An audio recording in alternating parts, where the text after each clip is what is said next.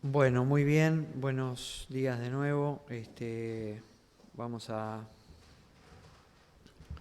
tener un tiempo de la palabra de Dios, ¿no? Y en este tiempo estamos conmovidos por las cosas que pasan y estamos hablando mucho, la iglesia está hablando mucho de la segunda venida, ¿no?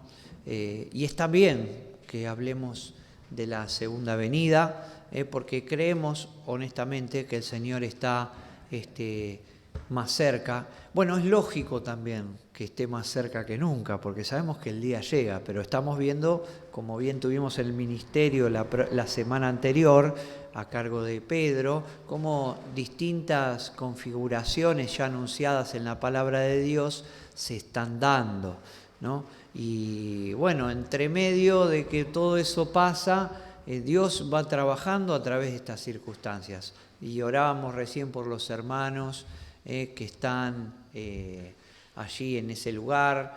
Y sabemos que Dios trabaja de esta manera también, no por los hermanos, sino para que la gente también tenga la oportunidad de acercarse a Él. Ustedes saben que Dios trabaja a veces de manera que nosotros no podemos comprender, ¿no? Pero las pruebas muchas veces llevan las personas al Señor, las guerras, los miedos, y de hecho el periodo de 7 años de la gran tribulación, que va a ser un periodo muy, muy duro, con muchísimos juicios sobre este mundo, también es un llamado al arrepentimiento del pueblo de Israel y de muchas personas que van a ser salvos en la gran tribulación, con un costo altísimo. Por eso se dice que hoy estamos en el tiempo de la gracia, porque hoy somos salvos por la fe, somos salvos a través de recibir gratuitamente la sangre de Cristo y con ella ser limpiados. Pero bueno, ¿cuál es el propósito un poco para la iglesia de todas estas veces que hacemos estas reflexiones sobre la segunda venida? ¿Cuál es el propósito del anuncio de la segunda venida que Pablo tantas veces hizo a todos los hermanos, ¿no? Porque uno podría decir, bueno, como el Señor viene pronto, ¿saben qué hago? ¿Qué hago? ¿Qué harían algunos, por ejemplo? Bueno, como viene pronto, no voy a hacer más nada, me quedo esperando que venga. No voy a trabajar más porque ya viene mañana. Porque no es un buen anhelo decir el Señor viene mañana, pero hay que ver qué actitud sigue al anhelo y a la proclama de la segunda venida. Y un poquito en esta mañana mi idea era eso, ¿no? Que más allá de entender los tiempos y de tener todo este panorama bíblico que tenemos, ¿cuál debe ser la actitud del creyente frente a la inminente venida del Señor? Supongamos que Dios nos revelara a alguno de nosotros o a cada uno de nosotros, que nos hablara visiblemente con una aparición y nos diría, vengo en 15 días. ¿Qué haríamos? ¿Qué haríamos? ¿Cómo nos comportaríamos? ¿Nos comportaríamos igual que lo estamos haciendo? ¿Seguiríamos igual? Yo creo que no. Claro, pero ¿qué haríamos? ¿Saldríamos a decirle urgentemente a la gente, mirá que el Señor viene en 15 días? Ya viene. ¿Qué esperás? No estaríamos iguales. Seguramente si supiéramos que el Señor viene en 15 días, no estaríamos preocupados por nuestra jubilación dentro de unos años. Hay algunos acá que ya no están preocupados por la jubilación, porque ya la tienen. Ahora están preocupados por la jubilación que tienen. Pero no se preocuparían, estaríamos ocupados en decirle al mundo a los gritos, mirá que no queda nada de tiempo ya, ¿no? Entonces, yo creo que el creyente debe tener debe hacer este tipo de reflexiones, debemos hacer este tipo de reflexiones. ¿Qué haríamos si supiéramos que el Señor viene ya? Y vivir de esa manera. El otro día iba al trabajo y escuchaba la radio, fui al trabajo y en el auto iba escuchando la radio y había una consigna de un programa que iba escuchando, que miren cuál era la consigna de este programa. Era, ¿cómo te gustaría, hablando de toda la situación de la crisis mundial que hay, la guerra con Ucrania, ¿cómo te gustaría o qué te gustaría estar haciendo en el momento que te cae una bomba atómica? Miren la consigna que era. Y uno llamaban a la radio y decía, a mí me gustaría que me agarre en el gasómetro, no sé, alentando a mi equipo, otro en el cilindro, otro me gustaría que me enganche tomando una cerveza con mis amigos. Miren qué clase de expectativa que tiene el mundo. ¿Qué te gustaría, cómo te gustaría que te agarre la bomba atómica? Esa es la expectativa que tiene el mundo. Y la pregunta que nos hacemos nosotros es ¿qué nos gustaría que pase cuando viene el Señor? ¿Cómo nos gustaría que nos agarre la segunda venida del Señor? Y esa es un poquito la idea. Y la Biblia nos hace algunas exhortaciones al respecto, de cómo debemos vivir o cómo tenemos que comportarnos de cara a esta pronta venida de Cristo, ¿no? Y voy a ver con ustedes 4 puntitos, si les parece. El primero, la necesidad de llevar una vida santa. Y vamos a leer 3 porciones. Primera Juan,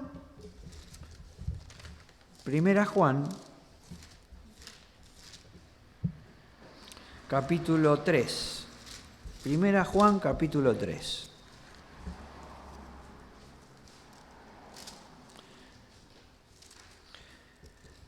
Dice, versículo 2, amados, ahora somos hijos de Dios, y aún no se ha manifestado lo que hemos de ser, pero sabemos que cuando Él se manifieste, fíjense que está hablando de cuando venga Cristo, seremos semejante a Él porque le veremos tal como Él es.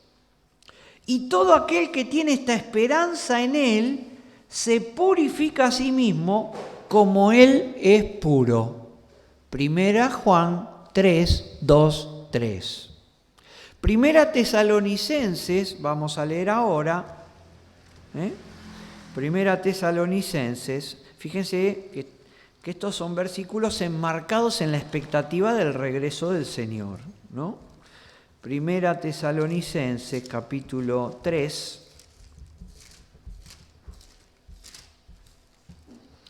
versículo 13, 3:13, dice, para que sean afirmados vuestros corazones irreprensibles en santidad delante de Dios nuestro Padre en la venida de nuestro Señor Jesucristo con todos sus santos. Bueno, podríamos haber leído el 12, ¿no? Dice, y el Señor os haga crecer y abundar en amor, unos para con otros y para con todos, como también lo hacemos nosotros para con vosotros, para que sean afirmados vuestros corazones irreprensibles en santidad delante de Dios nuestro Padre en la venida de nuestro Señor Jesucristo con todos sus santos. Y 5:23 de Primera Tesalonicenses, ahí nomás, dice, y el mismo Dios de paz os santifique por completo y todo vuestro ser, espíritu, alma y cuerpo, sea guardado irreprensible para la venida de nuestro Señor Jesucristo. Primera exhortación, la necesidad de aguardar al Señor llevando una vida santa. Y acá hay como 2 puntitos dentro de esta necesidad. En primer lugar, dice que seremos como Él es, ¿no? Vieron que leímos en 1 Juan. Y le veremos tal como Él es, ¿no? Esa esperanza purifica al creyente porque sabemos que veremos al Señor. Y sería inconsistente no llevar una vida santa sabiendo que nuestro futuro es inminente que estemos en santidad y que seamos transformados para ser como Él es. ¿Cómo vamos a llevar una vida de pecado, de práctica de pecado, cuando sabemos que el futuro del creyente y con la expectativa de la pronta venida del Señor Jesucristo es ser transformado y ser como Él es? Sería una inconsistencia mental. Yo no digo que uno pueda llegar a ser totalmente impecable en esta vida. Uno cae, uno peca, pero lo que no puede permitirse un creyente es vivir una vida de pecado. Es llevar conscientemente a cuestas los pecados por los que Cristo pagó. Porque pronto le veremos como Él es y seremos como Él es. ¿Se imaginan una semilla? La semilla tiene que dar el fruto de lo que la semilla es. Si yo planto limones, ¿de qué va a ser la planta? Muy bien, hermanos, va a ser de limones. Entonces, si sé que la expectativa y que pronto seré santificado, en mi cuerpo será transformado y le veré a Él como Él es, y Él es puro, esa esperanza me tiene que purificar a mí y llamarme a vivir una vida santa. Y en segundo lugar, allí Pablo dice en 1 Tesalonicenses, repite una palabra. Y dice, habla de, no sé si se dieron cuenta, habla de corazones y de espíritu, alma y cuerpo que tienen que ser, ¿cómo? Irreprensibles. ¿Y qué quiere decir irreprensibles? Irreprensibles quiere decir sin excusa para ser descartados o sin algo de donde se los pueda agarrar, como para decir, te enganché. La vida del creyente tiene que ser una vida que a los ojos de quien la mira no tenga excusa para decir, es cualquier cosa. Eso es ser irreprensibles. Ser irreprensibles en nuestro corazón es ser irreprensibles en toda nuestra personalidad, que de alguna manera es lo que está diciendo Pablo cuando dice irreprensibles en espíritu. El espíritu, recordemos qué es lo que es el espíritu en la personalidad del hombre. Es lo que le permite relacionarse con Dios. Es la diferencia entre un animal. Ustedes saben que el hombre es un ser tripartito: espíritu, alma y cuerpo. ¿Y los animales cómo son? Alma y cuerpo. Tienen alma y tienen cuerpo, pero no tienen espíritu. Lo que diferencia al hombre de los animales es su capacidad de relacionarse y conectarse con su Creador, con Dios. Entonces tenemos que ser irreprensibles en nuestra relación con Dios, en espíritu. No tenemos que dejar de tener una comunión plena con Dios. Tenemos que vivir vidas que busquen a Dios, que adoren a Dios, que busquen estar como Él quiere que estemos. Nuestra alma, que se refiere más a todo lo que son nuestros sentimientos, nuestro intelecto, nuestro razonamiento, tiene que ser un alma que sea benevolente, que tenga buenos sentimientos y buenos razonamientos para ser irreprensible. No maquinaciones del mal, sino pensamientos de bien en el alma. Porque cuando el Espíritu conecta a la persona con Dios, lo consistente es que el alma tenga buenos pensamientos. ¿Vieron que Pablo dice por allí: en esto pensad todo lo bueno, todo lo justo, todo lo amable? Eso es lo que tiene que tener el alma del creyente. Y por último dice cuerpo irreprensible. ¿Lejos de qué tiene que estar el cuerpo irreprensible? Ustedes saben que hay un pecado que está en el cuerpo. ¿Cuál es el pecado que está en el cuerpo? Que lo dice la palabra, la fornicación. Dice que la fornicación es mala, es tremendo, porque todo lo demás pecado no está en el cuerpo, pero la fornicación está en el cuerpo, es manchar el cuerpo. Y hoy en día vemos que el cuerpo de los hombres, de las personas, está basado más en una estética, todos se los marcan, se hacen marcas, viven vidas desordenadas, siguiendo sus deseos y pasiones. Deseos y pasiones que, ojo, porque el creyente en su vida vieja también los tiene. Por eso esta exhortación es para creyentes. No, querido, dice, el cuerpo también tiene que ser irreprensible. Entonces, vivamos una vida consistente. Bueno, ese es el primer punto, la necesidad de llevar una vida santa de cara a la venida del Señor. Fíjense que todos esos versículos que leímos están en el contexto de la expectativa de Dios. Segundo punto, la paciencia que debemos tener en las pruebas. Y vamos a ir a Hebreos capítulo 10. Hebreos 10,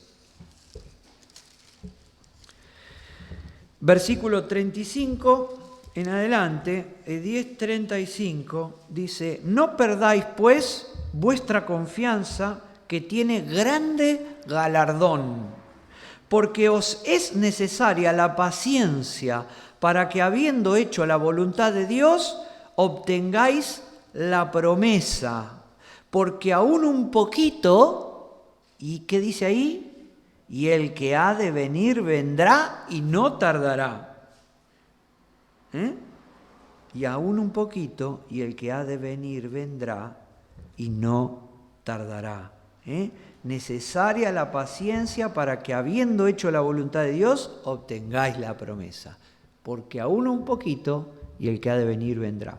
Primera Pedro, capítulo 1, Primera Pedro 1, 6 y 7, dice: en lo cual vosotros os alegráis, aunque ahora, por un poco de tiempo, si es necesario, tengáis que ser afligidos en diversas pruebas, para que, sometida a prueba vuestra fe, mucho más preciosa que el oro, el cual, aunque perecedero se prueba con fuego, sea hallada en alabanza, gloria y honra, leemos todos juntos, cuando sea manifestado Jesucristo. Cuando sea manifestado Jesucristo. Y Primera Tesalonicenses, capítulo 4. Anótenlos, después esto lo ven en casa, los pasajes. Primera Tesalonicenses 4, 18, termina como un corolario de Pablo, que dice, es un corolario, o sea, un cierre de lo que Pablo cuenta cuando cuenta lo que ha de ser el arrebatamiento. Y dice, por tanto, alentaos los unos a los otros con estas palabras. Entonces, las pruebas en la Biblia parecen no ser una opción para los creyentes. Todos tendremos pruebas. Si no las tuvimos, las tendremos, de mayor o de menor intensidad.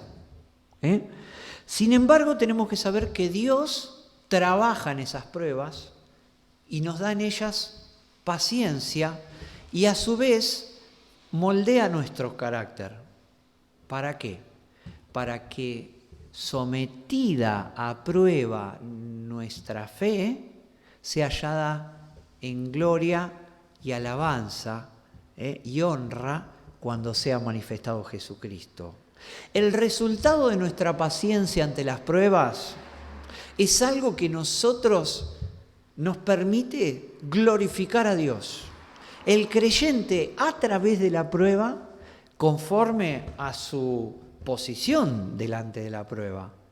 ¿Y qué posición tiene que tener? Debe tener paciencia y esperanza en la ayuda del Señor. en conforme a eso, es una manera de glorificar a Dios. Uno glorifica a Dios cuando lo alaba, uno glorifica a Dios cuando lo sirve, pero también uno glorifica a Dios cuando aguarda y sabe esperar la prueba en fe en Él. Una prueba sin esperanza es una angustia profunda que no lleva fruto. Es esto que yo les conté. ¿Cómo te gustaría que te agarre la bomba atómica? O una prueba sin esperanza es que ayer leía en el diario, lo pueden leer en La Nación, en el teléfono, los que puedan, que dice que, ¿saben cuál es uno de los productos que más se está vendiendo en Europa en este tiempo? ¿Lo leíste, Pedro? Lo de la bomba atómica, sí. Se están vendiendo pastillas de yodo para un ataque nuclear que parece que permite que la radiación se vaya, y búnker nucleares. Se hacen casas abajo de la tierra. Dicen que en una época eran solo para los ricos. Ese fue un negocio que iniciaron después de la Segunda Guerra Mundial. Y ahora están todos preocupados por eso. Todos preocupados por eso.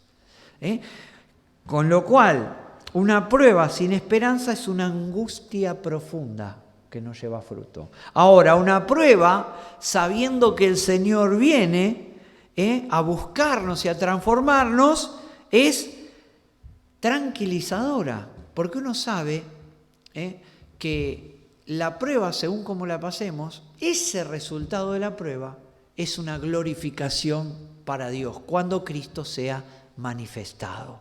Por eso, hermanos, alentémonos unos a otros con las palabras de que el Señor viene, porque la prueba finalizará. Y este es un pasito. Nosotros tenemos una eternidad gloriosa.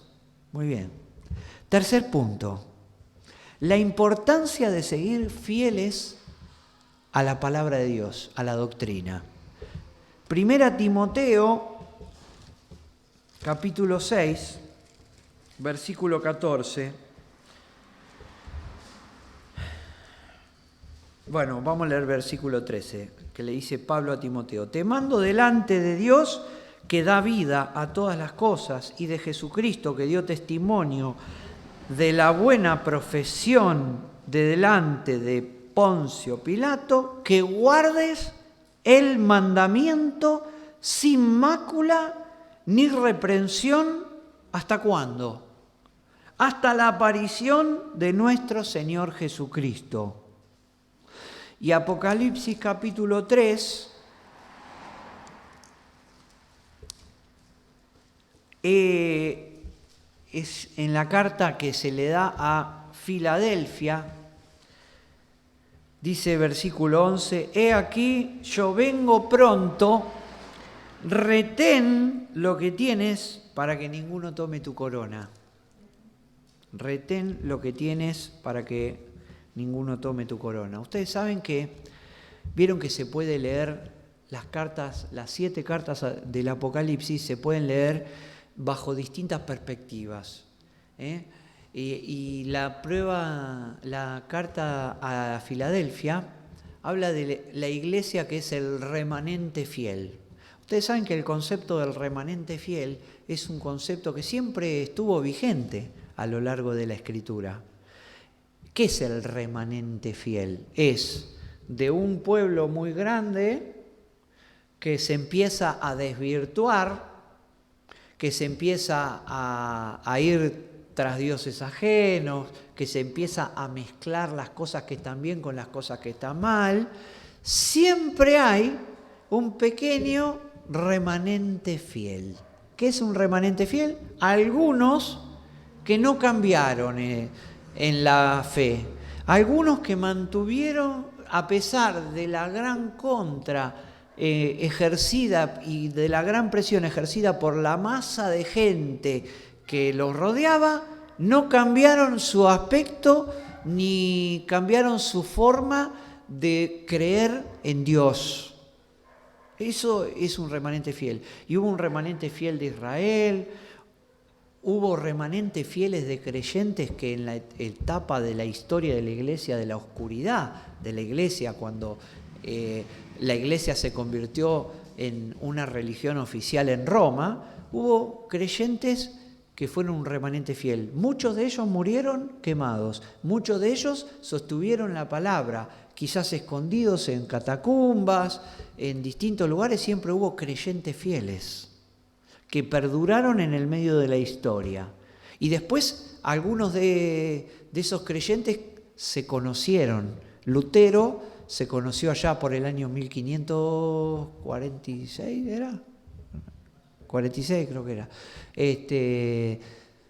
Pero no es que no hubo ningún creyente fiel, por ejemplo, de Lutero para atrás. Hubo creyentes fieles, un remanente fiel.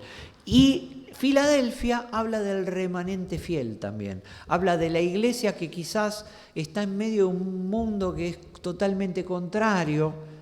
¿Y cuáles son las palabras del Señor? Retén lo que tienes. Cuidá eso que vos tenés. Parece que estás chiquito, parece que estás rodeado. Vos retenelo, defendelo. Vos defendelo, que nadie te lo saque. Y el remanente fiel es aquel que no tergiversa la enseñanza, que no la mezcla. Es increíble, pero uno pone... Hoy en día tenemos mucha tecnología, tenemos acceso a mensajes de iglesias de acá, de allá y de más allá. Y uno pone y escucha, entre medio de todo eso, escucha cualquier cosa. Mensajes tergiversados, mensajes donde lo importante es la prosperidad que Dios te da, donde lo importante es que vos te llames cristiano, no importa cómo vivas, donde lo importante es hacer sociedades con el mundo y aceptar conceptos que sabemos que son bien contrarios a la palabra de Dios, como es el aborto, como es la apología del género, de la ideología de género. Nosotros toleramos, respetamos a todas las personas, pero no por eso estamos de acuerdo, ni decimos que eso es una cosa buena, ni nos tienen que obligar a creer en que esa es lo que está bien. Hay mensajes tergiversados y hay iglesias que tergiversan los mensajes, que diluyen el mensaje, que le ponen agua a la doctrina propia. Por eso Pablo le decía que guardes el mandamiento sin mácula ni reprensión a Timoteo. Y por eso el Señor le dice a la iglesia de Filadelfia que retenga lo que tienen. Hay mucha mezcla y fluye muy rápido, por eso debemos mantenernos fieles. ¿A qué? A lo que dice acá. Va a haber siempre alguna cuestión que digamos, bueno, mi hermano tiene una diferencia conmigo, bárbaro. Pero hay un centro, hermanos, que no cambia nunca. Hay un centro que no cambia nunca. El concepto de que Dios nos muestre su carácter y nos dé a conocer lo que está bien, está mal, y después nosotros salgamos a decir que está mal o que está bien, no. Cuando Dios nos dice que Él es el dueño de la vida, Él es el dueño de la vida, no cabe duda. Eso ya no es una diferencia de un concepto o una interpretación, es dejar de lado la palabra de Dios. Por eso tenemos que estar bien cuidados y bien alertas, porque el mundo está muy incisivo y agresivo con todos los conceptos que se están metiendo. Ya los dijimos, no vamos a repetir. Y por otro lado, también es importante que esa doctrina, primero retenerla y después vivirla. No solo saberla, vivirla. Si estamos enseñando la doctrina del amor, de la paciencia, de la bondad, del amor desinteresado de Dios, también tenemos que vivirlo. Eso es retener. Así que es un punto muy importante, la importancia de estar fieles a la doctrina. Y por último, vamos a ver el cuarto punto, la actitud que resta de cara a la venida del Señor es una actitud de compromiso y una vida de servicio. Primera Tesalonicenses capítulo 1, versículo 9, dice... estoy mal, espere. Primera Tesalonicenses 1, 9, dice, porque ellos mismos cuentan de nosotros la manera en que nos recibisteis y cómo os convertisteis de los ídolos a Dios para servir al Dios vivo y verdadero. Está contando Pablo, está felicitando a los tesalonicenses porque dice que ellos iban por todos lados y escuchaban el testimonio de los tesalonicenses y de cómo se habían convertido y de cómo ellos hablaban de Cristo. Y cómo relataban los hechos vividos con los apóstoles. Entonces dice, ¿y cómo os convertiste de los ídolos a Dios para servir al Dios vivo y verdadero? ¿Y qué dice? Y esperar de los cielos a su Hijo, al cual resucitó de los muertos, a Jesús, quien nos libra de la ira venidera. Quiere decirse que Pablo está... relatando y ponderando el comportamiento de los tesalonicenses que se habían convertido de los ídolos al Dios vivo para servir al Dios vivo y verdadero y esperar de los cielos a Jesucristo. No se convirtieron los tesalonicenses de alguna manera, por así llamarlo, felicitados por Pablo porque se habían convertido y se quedaron tirados en la cama esperando que algo pase, sino que se habían convertido y esa conversión la habían traducido en servicio. Y Marcos, capítulo 13, que esta porción que les voy a leer es más conceptual porque está hablando de la segunda venida cuando venga al final de la gran tribulación, pero el concepto que subyace, ahora se van a dar cuenta, lo que está detrás, el espíritu de la porción, es el mismo. Es la actitud frente a la inminencia del regreso del Señor. Lo que pasa que acá el Señor le está hablando a los judíos, y para los judíos, el regreso del Señor, ¿cuándo va a ser? Que lo hemos visto en todas las veces. Yo sé que son muchos datos que a veces les tiro, perdónenme si los mezclo, pero el Señor va a venir, que va a apoyar los pies en el Monte de los Olivos, ¿cuándo? ¿Se acuerdan? Al final de la gran tribulación. Y esta porción está un poquito para aquel lado. Pero el espíritu de la inminencia de la venida para los judíos es una enseñanza para nosotros. 13, versículo 33, dice: mirad, velad y orad, porque no sabéis cuándo será el tiempo. Es como el hombre que yéndose lejos dejó su casa y dio autoridad a sus siervos y a cada uno su obra, y al portero mandó que velase. Velad pues, porque no sabéis cuándo vendrá el Señor de la casa, si al anochecer, o a la medianoche, o el canto de gallo, o a la mañana, para que cuando venga de repente no os halle durmiendo. Y lo que a vosotros digo, a todos lo digo, velad. ¿Está claro? Si bien está en el marco de las parábolas del reino de Marcos, tenemos que estar velando. Y Apocalipsis 22:12, este es uno que lo tenemos que saber de memoria en este tiempo. ¿Vieron que nos aprendimos Juan 3:16? Que nos sabemos varios versículos. Bueno, Apocalipsis 22:12 dice: he aquí, yo vengo pronto. ¿Y qué más trae? Y mi galardón conmigo. ¿Para qué? Para recompensar a cada uno, ¿por qué? Según sea su obra.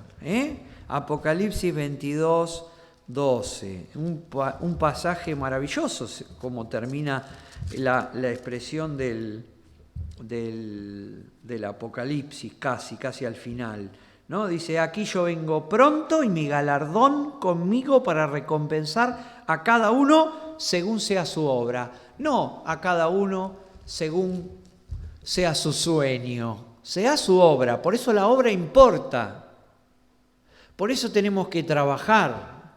Esto es una actitud de compromiso y dedicación de servir a Dios que el creyente tiene que tener de cara a lo que es la venida de Cristo. No nos puede hallar durmiendo. Imagínense que cuando viene el Señor, ahora sí lo llevo otra vez al coso este que decían en la radio de la bomba atómica. Imagínense cómo les gustaría a ustedes ser hallados cuando viene el Señor en las nubes y suena la trompeta y sos arrebatado. ¿Qué se te cae de la mano? Porque vieron que el cuerpo va a desaparecer. Si se te cae de la mano el control remoto de la televisión o la Biblia, vieron que vamos a desaparecer y lo que tengamos en la mano va a caer ahí, qué sé yo, se va a caer la ropa. Porque es como un instante, un abrir y cerrar de ojos. No es, muchachos, vengan que ya llegó el micro. No, es una trompeta y lo que tengas en la mano se te va a caer. ¿Qué se te va a caer de la mano? ¿Una Biblia o un control remoto? La Biblia, muy bien, Guillermo. ¿La Biblia o una sombrilla? No está mal que miremos un poquito de tele, que nos informemos, que tomemos un descanso, pero es una exhortación al trabajo. Imagínense Noé. Noé, cuando el Señor vino, en su momento que lo mandó a construir el arca, le dijo, dale. Él no sabía bien en realidad cuándo iba a pasar. Y un día le dijo, bueno, anda a buscar los animales, porque voy a cerrar, en cualquier momento cierro la puerta del arca. Y un día dice que entraron todos y Dios cerró, con la mano de Dios cerró el arca. Imagínense si Noé estaba paveando, tiraron una hamaca paraguaya por ahí. Bueno, hermanos, esa es la actitud que tenemos que tener, una actitud de servicio. Y yo sé que a veces nos cuesta porque vivimos en un mundo muy demandante de tiempos. Tenemos muchas cositas, muchas actividades, muchas responsabilidades, muchas invitaciones, muchos llamados, muchas visitas. Pero tenemos que hacer, es responsabilidad nuestra hacer que este tiempo sea bien aprovechado. Por eso, hermanos, de cara a lo que es la venida del Señor, tenemos estas 4 perlas, podríamos decir, como hemos dicho. ¿Cuáles son? Primero, la necesidad de llevar una vida santa. Segundo, la necesidad de tener paciencia en medio de las pruebas que vienen o que van a venir. Incluso el COVID es una prueba, que a todos nos puso a prueba, una prueba para todos, pero con paciencia y esperanza para glorificar al Señor. La importancia de seguir fieles a la doctrina y, por último, la importancia de dedicarnos a servir a Dios. Si no sabe qué hacer para servir a Dios, venga y pregunte. No se pierda la oportunidad de que cuando venga el Señor, lo agarre trabajando. Bueno, que el Señor les bendiga y que a Él sea la gloria. Amén.